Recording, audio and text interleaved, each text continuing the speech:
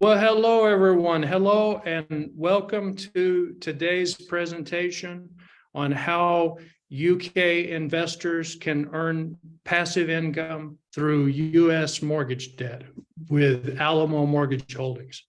Thank you all for coming. I'm really looking forward to going over some of the ways that this can be so beneficial to a UK accredited or an institutional investor that is in the market for some passive income, and they want it to be collateral based.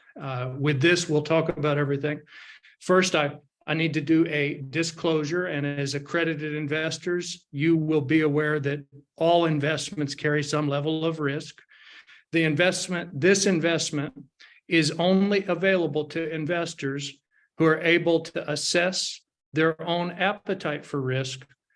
Please actually read the risk statement within the investment memorandum before investing. Okay, now that I've done that disclosure, we can get started on things. So let's start by talking about the financial product. So the financial product is an 8% passive income mortgage note. The mission of Alamo Mortgage Holdings, my company, is to provide passive income to non-US accredited investors and institutions by purchasing real estate-backed mortgage notes in the United States, in the state of Texas, while providing greater liquidity to owners of these mortgage notes. Our investors and institutional partners, they are able to receive long-term passive income.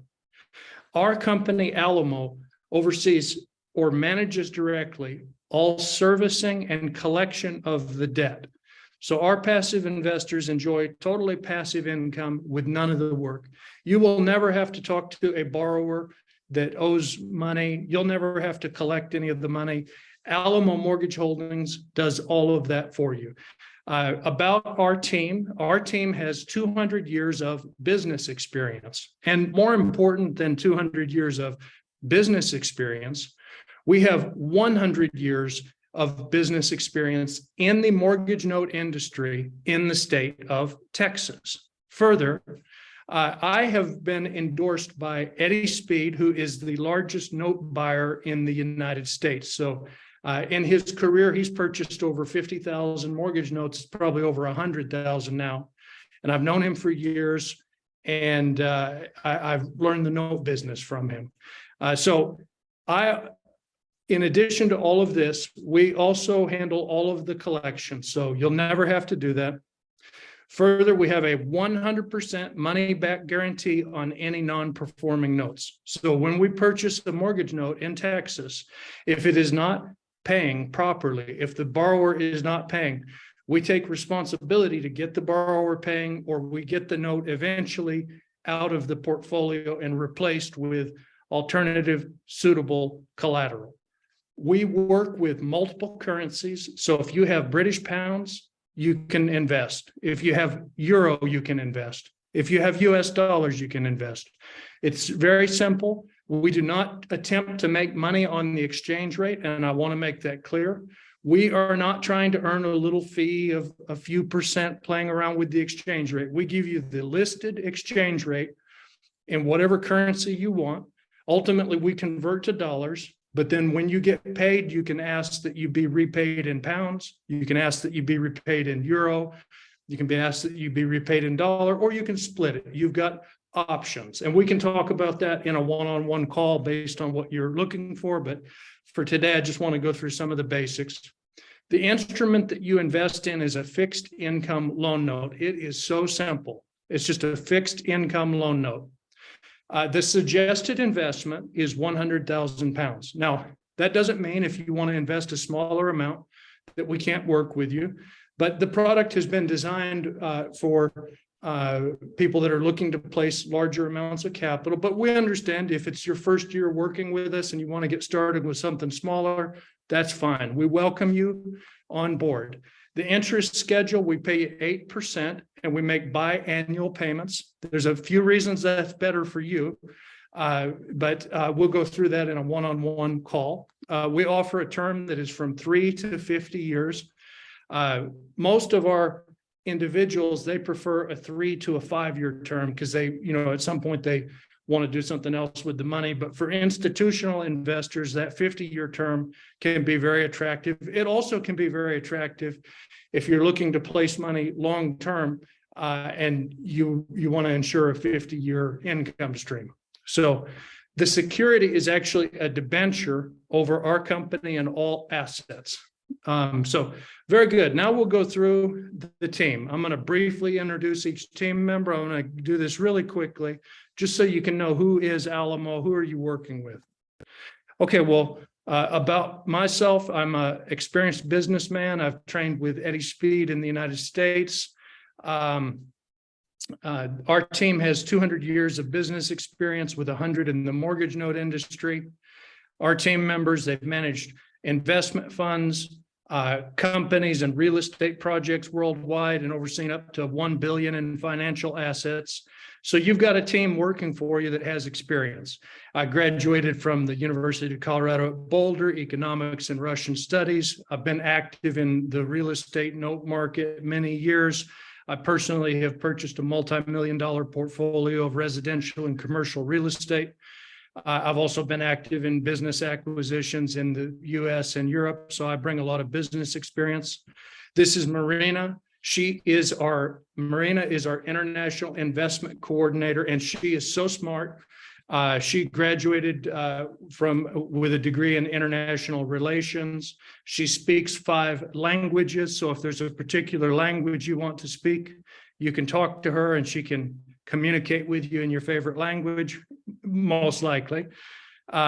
Scott Wynn. Scott is a veteran of the mortgage note industry. He has 30 plus years experience in the business.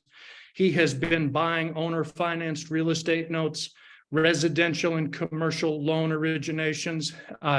And he is someone that is a specialist in what in the United States we call junk assets. What that means is he's a specialist in taking a mortgage note that is not paying and getting it to pay. So doing it what's called a loan modification, in some cases handling a plan with the borrower to get them out of the property and so that it can be resold. A lot of options on that, but he's a real asset to us as a team member. We have Fred Hobbs. Fred is in the United States. He's in Texas. He's a licensed mortgage loan originator. He also has a servicing company, SecureNet Loan Services.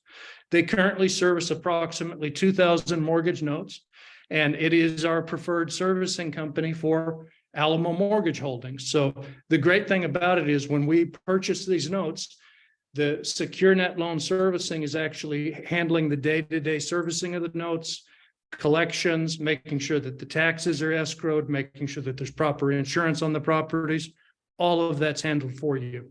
David Jones, he's our in-house counsel, legal for the state of Texas. He's a 3rd-generation lawyer, and he helps with all of the legal questions to make sure that we have good, solid collateral and notes. Anna Kulikova, she's a specialist in investor relations. She speaks several languages, and she likes to work with investors to show them about how the opportunity with Alamo works. We have Mark DeRuyter. He is our Chief Technology Officer. He has tremendous experience within the financial industry, actually creating mortgage software.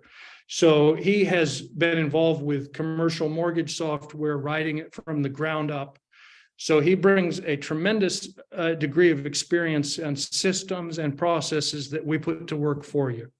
So the way that it works is our bond, it is a 3-year or a 5-year that pays 8%. And we do also offer a 50-year option. It also pays 8%. The 50-year option is really designed for institutional investors, but there are sometimes, there may be a situation where an investor wants to ensure a long-term income stream, and a 50-year bond can be an excellent choice. Now, let's talk about why not just buy UK gilts, okay? This is, why not just buy a 30-year UK gilt? Why do this with Alamo? Great question. I'm glad that you asked. the simple answer is Alamo pays significantly more passive income. I would like to have you look at this video. It's very short. It's about 3 minutes. And today I want to talk about something that is very interesting. And this is, if you are an investor that's an accredited investor in the United Kingdom, you may be wondering what is going on with the 30-year Treasury gilt yield. So let's take a look at this and talk about it for just a minute, and then we'll compare it to Alamo Mortgage Holdings, our yield. And I'll give you a hint. Alamo Mortgage Holdings has a far, far higher yield. So if we were to go back to, say, the year 1980, the highest that we have here is around 1981. The yields were running about 13, almost 14, 13 and a half, 14%. And then you notice how over time, the general trend has been largely downward. I mean, we look here and we see that the yield as of, for example, 2016, if we look at 2016, the yield's like 1.4%. And then if we go all the way down to May of 2020, the yield fell all the way down to 0.57%. Now it's starting to slowly go back up. And as of this video, December 2022, the yield was at 3.678%. So let's just kind of compare that. Let's imagine that you buy gilt, you would get a 3.68% yield if you were to purchase a 30-year gilt. But now imagine that you instead decided to purchase an Alamo Mortgage Holdings bond. How much would you make? Well, that is a great question. I'm happy to answer it. So basically, with an Alamo Mortgage Holdings bond, you'd be getting right here at 8%. That's a tremendous improvement over what you can get on a gilt. Now, I know a lot of people are going to say, but a gilt has a zero default risk. I get it. I understand. But here's the thing, folks. You're getting such a low return on a gilt that you may want to consider if that actually makes sense to you in terms of what you're dealing with there. Because if you were to instead purchase an Alamo Mortgage Holdings corporate income bond, which is the bond of a UK company, you'd be earning right at 8% yield. And if we were to go back in time, you wouldn't have seen a yield like that for many years. You would have seen the last time gilts were giving an 8% yield was looks like it was right around let's see, when was it? 1996, so almost 30 years. So in the last 30 years, it hasn't gotten close to an 8% yield. So that's worth thinking about. If you would prefer to get an 8% yield, and you understand that it's not a government-backed guarantee. It is backed by collateral, though. It's backed by mortgages. It's something that you definitely should consider. Be happy to chat with you about what Alamo Mortgage Holdings can do for you in terms of providing passive income. And I wish you a fantastic day. Okay, very good. I just wanted to go through that so that you kind of had an idea of what we're dealing with. And now I'm going to get into some of the more critical things on understanding what we're doing and how it relates to you obtaining passive income. We purchase debt in the United States, and we purchase that debt at a discount. So let's take an example of, let's say there's a mortgage note in the United States that has a value, a face value of, say, $100,000 US.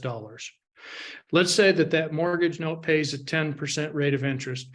I'll talk later about why the interest rates are so high, but imagine this situation for now. Just accept that it exists. We would make an offer for, say, $70,000 cash to a motivated seller. Underline that word motivated seller multiple times, because a normal seller won't do this. But we're not working with normal sellers. We're working with motivated sellers. They're in a situation where they need cash for whatever reason, and they are willing to sell at a discount. So after the purchase, the borrower is still obligated. We may have bought that note at a discount. Maybe we only paid $70,000 cash, but the borrower still has to keep making the same payment. We're not going to discount the borrower's payment. They're our borrower now, and they make the payments to Alamo Mortgage Holdings so that we can make passive income payments to you. So after the purchase, the yield on this hypothetical note has increased from 14.2% to 14.2%. So we can easily pay out 8% to you. And it's something that also is nice because it is a very passive investment. So that's the basic concept, how it works. And now I'm going to describe in a bit more detail on the next slide what drives the value of a note. Because you may be thinking, well, that's interesting. I mean, I kind of understand it. Let's take just a few minutes here. I'll go through this quickly. I'm going to speed the time up about 50%, and so that it can be done in 3 or 4 minutes. I'm going to give an overview of what is the value of a note, what drives that. So then what determines the value of mortgage debt? Because we know what determines the value of real estate. Real estate is determined by the value of a particular flat or house. It's determined by what are comparable houses and flats, what do they sell for? That determines the value. If it's a commercial property, it's determined differently, where it's determined by the cash flow on the commercial property. But for this example, if we talk about a mortgage note on, say, a property, maybe a residential home, there's 6 factors that determine the value of a mortgage note. The first factor is the buyer. So if you had a choice between buyers, say you have a property and you're trying to decide who to sell the property to, and you've got one person that is a government employee, and that government employee has a high salary. They've been working for many years for the government. Maybe they work as a post office person. Maybe they deliver packages for the post office, and they've been doing this for 10 years. If the government is their employer, you know there's a very high probability they're going to get paid on time. But if you have another buyer that says, you know, I'm 24 years old and I just started my new company and I'm just going to make a bunch of money with my company, and they don't have a regular income, but they have a plan where they're going to make money in the future, that sort of buyer is far less desirable. It's better to sell the asset to one that has regular government income, the government employee, or the one that works at some sort of a big corporation. Maybe they work at Microsoft, maybe they work at Google, maybe they work at some big corporation. That buyer is more likely to be able to pay, where they are not going to have cash flow experiences where the things are up or down. The second thing that determines the value is the collateral. So the collateral means the actual asset. So let's say that the property is worth $100,000. Say that's the market value. That's the real value, $100,000. But say that you had a seller that he sold the property with a note for $200,000. Pretend he found somebody who didn't know the prices, and that person agreed to pay $200,000, even though the market value is only $100,000. You have to treat that note differently, because the fact that he found somebody that signed a note and the asset's only worth 100, but he found someone that signed a note for 200 does not make the note worth 200. You could look at that note and you could base it on the value of the collateral.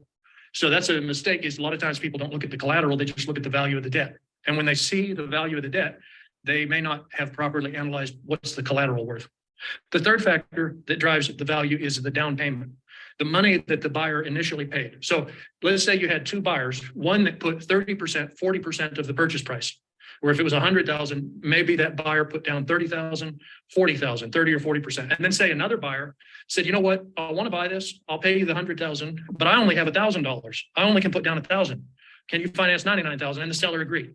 So they both agreed to buy the asset for 100,000, but one of them put down 20,000. Another put down only 1,000. The one that put down the larger down payment is better, because there's less risk of the person saying, you know what, I don't want this. I'm just going to leave. I'm just going to move. I'm just going to, do, because he's got virtually nothing to lose. He lost $1,000, his down payment.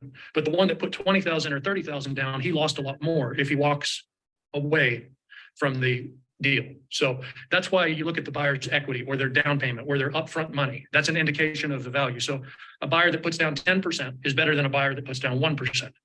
The fourth thing that's important is the actual interest rate, the interest rate on the note. So if you have a mortgage debt that pays 10% or 12%, that is better than a mortgage note that only pays 5% or 4%. So if you had a choice between two mortgage debts, and the first paid 5% and the second paid 10%, the one that paid 10% is better. The next factor that drives value is the history of the payments. So when you buy these mortgage debts, you want to look at how long has the person been making payments. You want to be careful buying a new note. You want to see a record of how long the person has been making payments. So if a person has a 30-year note, and they are 4 years into a 30-year note, where they still have 26 years left, that is safer if you see a record of payments compared to a 30-year note that the person put the down payment down, but they haven't yet made their first payment. Because what if the person just walks away? What if they don't make that payment? Then you've bought a note that is a non-performing note. You want to buy a performing note. A performing note is more valuable than a non-performing note because then you don't have any work to do. You just buy the note and the borrower makes payments to you. So a performing note is better, and the history of performance is important. The next factor that drives value, the sixth factor, is the actual paperwork, the legal paperwork, if it was done properly. Because if you have a note that was just two guys that were sitting around a kitchen table and they worked out a deal and they wrote it up without a lawyer, where they just wrote up an agreement and they signed it, that is less valuable because the note likely has mistakes. They're not lawyers. They just agreed that, yeah, I'll make payments to you for 30 years. Did they remember to put in any of the legal language? Did they know how to put any of the legal language in? These things are important. That type of note is less valuable than a note that had a proper closing at a legitimate company with legitimate lawyers that drafted the paperwork, because you know that it's very likely that if you buy that note and the borrower doesn't make payments to you, you have legal recourse. You don't want to buy a note that hasn't been drafted properly, that doesn't have proper legal paperwork. Okay, so fantastic. That's important to kind of understand what things actually drive the value of the note. What determines the value?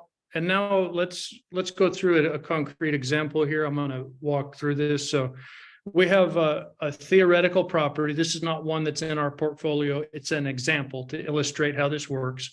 Property has a sales price of $120,000. Buyer put down $20,000. Mortgage debt is $100,000. The seller and the buyer agreed on a 10% interest rate. Now, let me go back to why this would happen. It would happen because the buyer can't go to a bank and get a mortgage. So normally a seller, they want to sell their property and they want all cash on the day of closing. The next thing they want, if they can't have it that way, is they want a buyer that will go get successfully obtain mortgage debt where they'll get a bank's money and give them the bank's money, and then the bank stays in the transaction collecting the payments. But a lot of times there's people that will not be able to obtain bank money for numerous reasons. Banks do not love self-employed people. They do not like those people very much. They don't like people that may have a not less than ideal credit score, because a bank wants to always get the risk down to zero. So the buyer and the seller, they had a conversation. The buyer said, "I love the property. Please let me buy it. I'll pay you $120,000. I'll put $20,000 down." The seller said, "Okay, go get a bank loan." The seller said, "I tried. The bank told me no. They said I don't have enough credit. They said I had a bad credit score." So they have this conversation, and then the buyer says, "Listen, how about if I pay you $20,000 and you let me pay the $100,000 to you over 30 years? I'll pay you interest. I'll do everything." They finally, the seller then said, "I don't know. I'm not going to loan this to you unless you pay me a high amount of interest." So they agreed on 10%. So that is basically how these sorts of notes are created. The monthly payments in this example on an amortized note would be $877.57. The remaining mortgage debt after 5 years has passed. So imagine that 5 years have passed, 60 payments have been made. So for 60 months, the buyer has paid $877.57 per month. As you're aware, on an amortization schedule, the majority of the payment is interest in the beginning. So there's still a high unpaid principal balance of $96,574. So now an example would be we could step in and we could say, you want to sell that note, Mr. Seller, we'll pay you $83,322.39. I mean, we would try to negotiate even lower than that, but just as an example, we'd buy this note and then we would be able to make passive income payments of 8% to our investors. So that is the way that it works. And you notice that there is some equity in the note. In other words, the value of the property is worth more than the amount of the debt that is outstanding. So there's a lot of equity in that note. Now, here is something that is so important for our friends in the UK. And it's one of those things where you probably over the years are aware of this, of course, but it happens so slowly that you don't notice it unless you're watching things on a long-term trend. So I want to bring this to your attention. And I am not trying to predict the exchange rate. I'm not trying to suggest what you should do. I'm simply showing you some information, and I want you to think about it, about if you feel comfortable holding British pounds long-term, because a lot of investors in the United Kingdom, they are so used to thinking in pounds, and they're so used to thinking of, I'm getting an 8% or 10% or 12% rate of return on my investments, but it's a pound denominated investment, that they may not be thinking about how much they could be missing out on if the exchange rate moves against them, because they're kind of insulated there and they're thinking in that way. So after Bretton Woods agreement in World War II, at the end of World War II, the British pound had a buying power of $4. So you could take one British pound and you could buy 4 American dollars. And then you notice if you went to 1967, the British pound got weaker and the American dollar got stronger. Now one British pound only buys $2.40 US. And then if you look further in down the road, if you went to say the year 2009, just as an example, one British pound only buys $1.68 US. And most recently, as of the 1st of January 2023, one British pound is almost at parity with the US dollar, where now it equals $1.21. Now, this has a big impact if you're traveling. If you are the type of person that likes to travel around Europe, or maybe you travel to the United States, you may notice this, how when you used to travel earlier, you had more buying power with your pounds. And now it seems like not only are the prices in the UK going up, when you try to spend your pounds abroad, they seem to be buying a lot less. So this is so important, because I don't want a lot of people that are thinking about this to get too locked up on, well, I can get this or I can get that.